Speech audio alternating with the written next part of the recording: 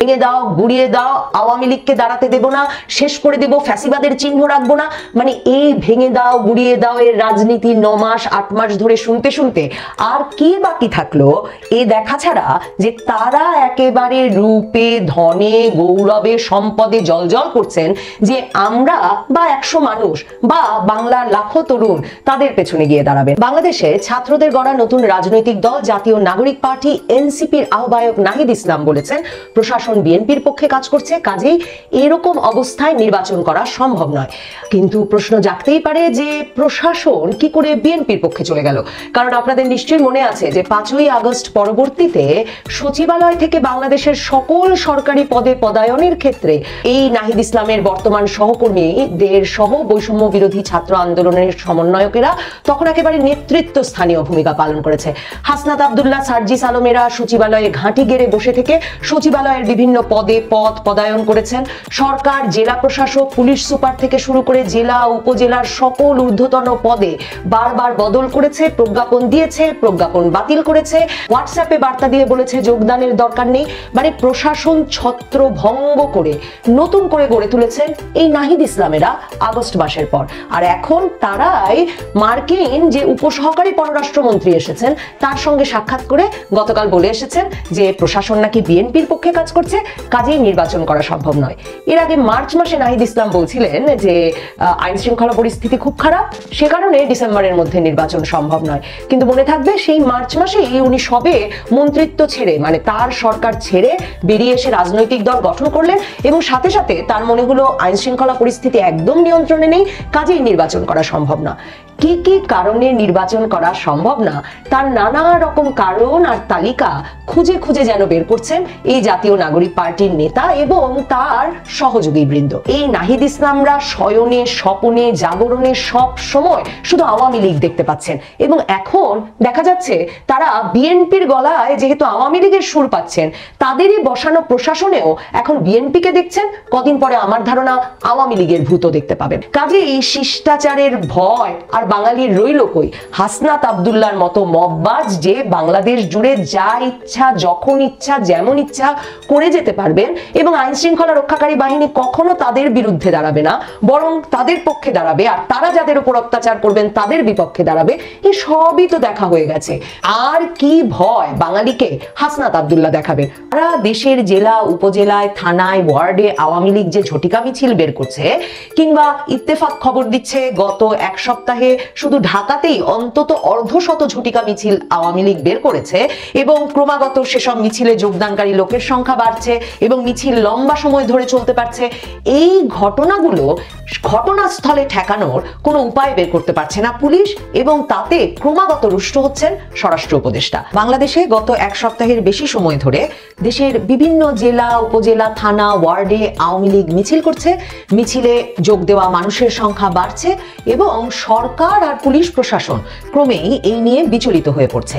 স্বরাষ্ট্র উপদেষ্টা কড়া নির্দেশ দিয়েছেন পুলিশ প্রশাসনকে যে কেউ যদি গাফিলতির পরিচয় দেয় আওয়ামী লীগের এসব মিছিল ঠেকানোর ক্ষেত্রে তাহলে সেসব পুলিশ সদস্যের বিরুদ্ধে ব্যবস্থা নেওয়া হবে।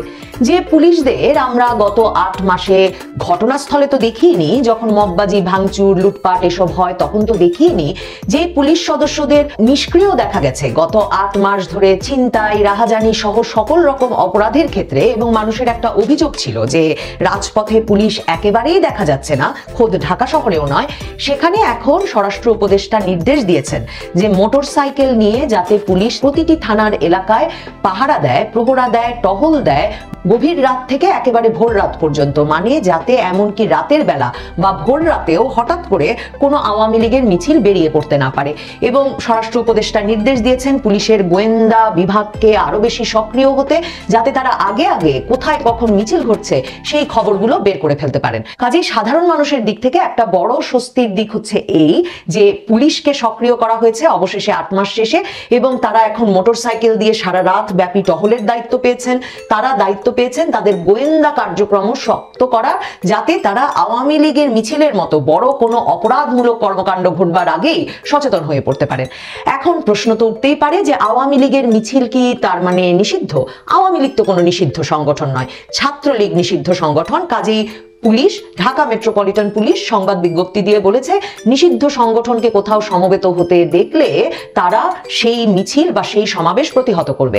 সংবাদ মাধ্যম জিজ্ঞেস করেছিল যে আওয়ামী লীগ তো নিষিদ্ধ সংগঠন নয়, তাহলে আওয়ামী লীগের মিছিল কি করে ডিএমপি ঠেকাবে? ডিএমপি বলেছে যে অনুমোদন ছাড়া যে কোনো রকম মিছিল সমাবেশ নিষিদ্ধ, কাজে সেই ডিএমপি অ্যাক্টে তারা আওয়ামী লীগের কর্মীদের ধরবে। কিন্তু সমস্যা দাঁড়িয়েছে সারা দেশের জেলা উপজেলায় থানায় ওয়ার্ডে আওয়ামী লীগ যে ঝটিকা মিছিল বের করছে, কিংবা ইত্তেফাক খবর দিচ্ছে গত এক সপ্তাহে শুধু ঢাকাতেই অন্তত অর্ধশত ঝটিকা মিছিল আওয়ামী লীগ বের করেছে এবং ক্রমাগত সেসব মিছিলে যোগদানকারী লোকের সংখ্যা বাড়ছে এবং মিছিল লম্বা সময় ধরে চলতে পারছে। এই ঘটনাগুলো ঘটনাস্থলে ঠেকানোর কোনো উপায় বের করতে পারছে না পুলিশ এবং তাতে ক্রমাগত রুষ্ট হচ্ছেন স্বরাষ্ট্র উপদেষ্টা। আরেকজন আগেই প্রথম প্রতিক্রিয়া জানিয়েছিলেন যিনি, তিনি হচ্ছেন হাসনাত আব্দুল্লাহ। হাসনাত আব্দুল্লাহ প্রথম আমাদের সকলের দৃষ্টি আকর্ষণ করেন যে আওয়ামী লীগের মিছিল বড় হতে শুরু করেছে। তিনি এই শিরোনামে একটা ফেসবুক স্ট্যাটাস দেন। তার ফেসবুক স্ট্যাটাসটি তিনি দিয়েছিলেন 13ই এপ্রিল বাড্ডা থেকে বের হওয়া আওয়ামী লীগের একটি মিছিলের পর। সেই মিছিলটি বাড্ডা থেকে শুরু হয়ে রামপুরা বাজার পর্যন্ত প্রায় আধা ঘন্টা ধরে চলেছিল এবং সংবাদ মাধ্যমের খবর অন্তত 2 শতাধিক মানুষ সেই মিছিলে যোগ দিয়েছিল। সেই মিছিলের পর হাসনাত আব্দুল্লাহ খুবই ক্ষেপে উঠে ফেসবুকে তখন স্ট্যাটাস দিয়েছিলেন যে যারা আওয়ামী লীগের মিছিল বড় হওয়ার কম্প্রোমাইজের রাজনীতি করছে তাদের সবার নাম তিনি ফাঁস করে দেবেন এবং এখন আর তিনি তার শিষ্টাচার ধরে রাখবেন না। তিনি শিষ্টাচার হারালে কি যে ঘটে যাবে তা আমরা ভাবতেও পারছি না। তারপর অবশ্য এক সপ্তাহের বেশি কেটে গেছে। এখন হাসনাত আব্দুল্লাহ লিখছেন যে আওয়ামী লীগকে শুধু ছাত্রলীগের মতো একটা কাগজ দিয়ে, মানে সরকারি প্রজ্ঞাপন দিয়ে, নির্বাহী আদেশ দিয়ে নিষিদ্ধ করে দিলেই নাকি হবে না, কারণ ছাত্রলীগ নিষিদ্ধ করেও কোনো লাভ হয়নি, তাদেরকেও বিভিন্ন মিছিলে দেখা যাচ্ছে এবং আসলে ছাত্রলীগ যুবলীগ নামেও নানা জায়গায় মিছিল হচ্ছে। তো তিনি বলছেন এরকম নিষেধাজ্ঞা যে শেষ পর্যন্ত একটা তেনা ছাড়া কিছু না, সেটা সকলে বোঝে, কাজেই এদের সবাইকে বিচারের আওতায় আনতে হবে। আওয়ামী লীগ এবং আওয়ামী লীগের অঙ্গ সংগঠন সমূহের সাথে জড়িত সকল নেতা কর্মীকে বিচারের মুখোমুখি করতে হবে, সেটাই নাকি জবাব হতে যাচ্ছে, সেটাই নাকি উপযুক্ত জবাব হবে। তো স্বরাষ্ট্র উপদেষ্টা এর আগে হাসনাত সার্জিসকে ঠান্ডা করতে অপারেশন ডেভিল হান্ট যৌথ বাহিনীর অভিযান চালু করেছিলেন বাংলাদেশে, যাতে আওয়ামী লীগ নেতাকর্মীদের যথেচ্ছভাবে সেনাবাহিনীর নেতৃত্বে যৌথ বাহিনী ধরে গ্রেফতার করতে পারে, ধরে আনতে পারে এবং আওয়ামী লীগের রাজনীতি একরকম দমন পীড়নের মধ্যে পড়ে। সেই অবস্থায় তখন চারদিকে এমনিতেই আওয়ামী লীগের লোকজন বাড়িঘর ছেড়ে পালিয়ে বাঁচছিল, কারণ ভাঙচুর, লুটপাট, অগ্নিসংযোগ চলছিল। এর মধ্যে শুরু হয়েছিল অপারেশন ডেভিল হান্ট। সরকারি হিসাব বলছে 12,500 নেতাকর্মীকে অপারেশন ডেভিল হান্টে গ্রেফতার করা হয়েছে আওয়ামী লীগ এবং আওয়ামী লীগের অঙ্গ সংগঠন সমূহের। এখন হাসনাত আব্দুল্লাহ বলছেন আওয়ামী লীগ এবং তার অঙ্গ সংগঠন সমূহের সকল নেতাকর্মীকে বিচারের আওতায় আনতে হবে। এটা ঠিক কিভাবে সম্ভব? মানে আমি নিশ্চিত যে যদি কোটিও না হয় অন্তত কয়েক লক্ষ কর্মী নিশ্চয়ই আওয়ামী লীগের এবং আওয়ামী লীগের অঙ্গ সংগঠন সমূহের সাথে জড়িত। এই লক্ষ লক্ষ কর্মীকে গ্রেফতার করে নিয়ে এসে বিচারের মুখোমুখি করা, এমন কারাগার, এমন আদালতের ক্যাপাসিটি, মানে এই পরিমাণ জনবল ধারণ করবে কি করে বাংলাদেশের কারাগার আর আদালত? আসলে সমস্যা দাঁড়িয়েছে নেতা আর সহযোগী বৃন্দের সংখ্যা কমে এতটাই হাতে গোনা পর্যায়ে পৌঁছেছে যে এখন নির্বাচনের কথা শুনলে সম্ভবত ভয় করছে নাহিদ ইসলামদের। কারণ নাহিদ ইসলামদের সামনে মাইক্রোফোন ধরছেন, ক্যামেরা তাক করছেন যত সংখ্যক সাংবাদিক, দেখা যাচ্ছে তত সংখ্যক সমর্থক নিয়ে সঙ্গে নিয়ে তারা ঘুরতে পারছেন না। ফেসবুক রিলে, মানে সংবাদপত্র দেখে তো বোঝার কোনো উপায় নাই। নববর্ষেও দেখলাম বিরাট মঞ্চ সাজিয়ে নাহিদ ইসলাম বক্তৃতা দিয়েছেন নববর্ষ সম্পর্কে, সেখানে জাতীয় নাগরিক পার্টির নেতৃবৃন্দ লাইন ধরে দাঁড়িয়ে আছেন। এবং যেহেতু আগস্ট মাসের পর থেকে শুধু বাংলাদেশের সরকারি সকল পদে পদ পদায়নের দায়িত্ব তারা নিয়ে নিয়েছেন তাই নয়, ব্যবসায়ীদের পুনর্বাসনের দায়িত্বটাও যেহেতু তাদের ঘাড়ে পড়েছে, কাজেই তাদের কিন্তু কখনোই অর্থবিত্তের অভাব হয়নি। কাজেই বড় বড় স্টেজ বাঁধতে জুরিবিহীন এই নাগরিক কমিটি, সেই নাগরিক কমিটি বড় স্টেজ বেঁধে নববর্ষের অনুষ্ঠানও করেছে, লাইন বেঁধে তাদের নেতারা দাঁড়িয়েছেন বটে এবং সকল সংবাদপত্রের প্রথম পাতায় সে খবর প্রকাশ পেয়েছে তারা নববর্ষ পালন করেছেন, টেলিভিশনে সেটা দেখানো হয়েছে। কিন্তু যা দেখানো হয়নি তা হচ্ছে ক্যামেরা ঘোরালে নাহিদ ইসলামরা নিজেরা যতজন লাইনে দাঁড়িয়ে আছেন ততজন সমর্থক সামনে দাঁড়িয়ে নেই, সামনে দাঁড়িয়ে আছেন শুধুই ক্যামেরা আর মাইক্রোফোন হাতে সাংবাদিকেরা। এই যখন একটা দলের অবস্থা, যে দলের নাই সমর্থক, যে দলের নাই নিবন্ধন, আর নিবন্ধন তারা কি করে করবেন? দেখুন, আমরা জানি আগস্টের পরেই তারা ঢাকার একেবারে প্রাণ কেন্দ্রে রূপায়ণ সেন্টারে বিরাট কার্যালয় নিয়ে বসে পড়েছেন। কোথা থেকে সেই ভাড়া আসছে, ইন্টারকন্টিনেন্টালের ইফতারের টাকা কোথা থেকে আসছে যেমন জানা যায় না, ঠিক তেমনি জানা যায় না রূপায়ণ সেন্টারের ভাড়া কোথা থেকে আসছে। তো তারা বলছেন শুভাকাঙ্ক্ষী ব্যবসায়ীরা দিচ্ছেন, যাদের নাম তারা নিরাপত্তার কারণে প্রকাশ করতে পারছেন না। শুভাকাঙ্ক্ষী বেচারা ব্যবসায়ীদেরও তো গতি নেই, কারণ কোথাও না কোথাও চাঁদা দিয়ে তো আসলে তাদেরকে টিকে থাকতে হবে, যাতে ফ্যাসিস্টের দোসর ট্যাগ দিয়ে তাদের কারখানা জ্বালিয়ে না দেওয়া হয়। কাজেই কার্যালয় ঢাকায় একটা জুটে গেছে বটে, কিন্তু সারা দেশে নিবন্ধন আইন অনুযায়ী 2008 সালে 1/11 সরকার যেটা করে গেছে, নিবন্ধন আইন অনুযায়ী সারা দেশের 1/3 জেলায়, তার মানে অন্তত 20-22টি জেলায় তাদের একটা করে কার্যালয় স্থাপন করতে হবে। 100টির বেশি উপজেলা বা মেট্রোপলিটন এলাকায়ও কার্যালয় শুধু থাকলে হবে না, সেসব কার্যালয় কার্যকরী থাকতে হবে, মানে একটা জনসমাগম সেখানে থাকতে হবে, এবং প্রতিটি কার্যালয়ের আন্ডারে 200 করে ভোটার নিবন্ধিত থাকতে হবে তাদের দলের তালিকায়। তাহলে অবস্থা বুঝুন যে এই রকম অবস্থায় মানে প্রায় 100 উপজেলায় 200 করে ভোটার বের করা এখন তো মুশকিল হয়ে গেছে নাহিদ ইসলামদের জন্য। কারণ আমার মনে হয় সারা বাংলাদেশেই নাহিদ ইসলামদের যারা সমর্থক ছিলেন বা বৈষম্য বিরোধী ছাত্র আন্দোলনে যারা যোগ দেওয়ার কথা ভাবছিলেন, উৎসাহী জন যারা ছিলেন, তারা নিশ্চয়ই ভাবছেন যে নাহিদ ইসলাম রাই মন্ত্রী হবেন, হাসনাত আব্দুল্লাহ রাই প্রাডো চড়বেন, সার্জিস আলমী শুধু 150 গাড়ি নিয়ে বাড়ি যাবেন, এরাই হেলিকপ্টার চড়বেন, নতুন নতুন পাঞ্জাবি পরবেন। আমরা কি দোষ করেছি? রাজনীতি করলে আমাদেরও তো এসব পেতে হবে। তো এতজনকে এত কিছু দিয়ে জড়ো করে শেষ পর্যন্ত নিবন্ধন আইনের সকল শর্ত পূরণ করে এই নাহিদ ইসলামের দল নিবন্ধন নিতে পারবে কিনা সে প্রশ্ন তো আছেই। কিন্তু ওদিকে ডিসেম্বরে নির্বাচন, কাজে ডিসেম্বরের মধ্যে কি এত কিছু করা নাহিদ ইসলামদের পক্ষে সম্ভব?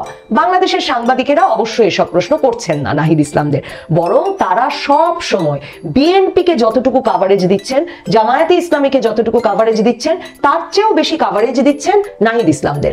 তার কারণ আছে, কারণ তারাই ক্ষমতাসীন, ডক্টর ইউনূস বলেছেন তারাই তাকে ক্ষমতায় এনেছে, এই দল গড়েছেন ডক্টর ইউনূস, এবং এই দল গড়ে দিয়ে ডক্টর ইউনূস যেহেতু এখন 5 বছর কিংবা তারও বেশি ক্ষমতায় থাকবার কথা বলছেন তার সরকারের ভেতর থেকে এবং বাইরে থেকে, কাজেই সংবাদ মাধ্যম সাবধানে খেলছে। সংবাদ মাধ্যম কখনোই দর্শক সারিতে যে কোনো লোক নেই নাহিদ ইসলামদের সামনে সে কথা আমাদের কাছে প্রকাশ করছে না। আপনাদের মনে থাকবে মির্জা ফখরুল ইসলাম আলমগীর জানুয়ারি মাসে বিবিসি বাংলাকে তার এক সাক্ষাৎকারে প্রথমবার যখন বলেছিলেন সরকারে থেকে এই নাহিদ ইসলামরা নির্বাচন করলে নির্বাচন নিরপেক্ষ সরকারের অধীনে হচ্ছে বলে ধরে নেওয়া যাবে না, মানে এই অন্তর্বর্তীকালীন সরকার তার নিরপেক্ষতা হারাবে, কাজেই তাদেরকে সরকার থেকে বেরিয়ে গিয়ে রাজনৈতিক দল গঠন করতে হবে এবং নির্বাচন করতে হবে।